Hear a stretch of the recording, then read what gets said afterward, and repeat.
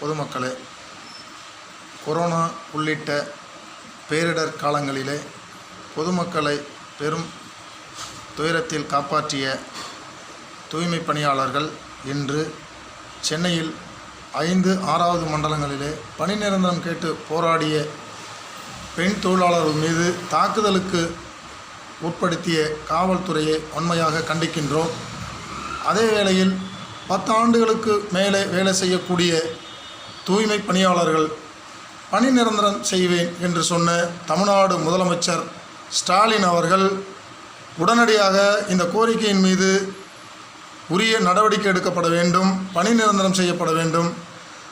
10 ஆண்டுகளுக்கு மேலே வேலை செய்யக்கூடிய தொழிலாளர்கள், நியாயம் கேட்டு நீதி கேட்டு போராடியவர்கள் பெண் தொழிலாளர் மீது காவல்துறை தாக்குதலுக்கு உடனடியாக தமிழ்நாடு அரசு காவல்துறையும் மன்னிப்பு கேட்க வேண்டும். அவர்களுக்கு உரிய நஷ்டஈடு வழங்கப்பட வேண்டும்.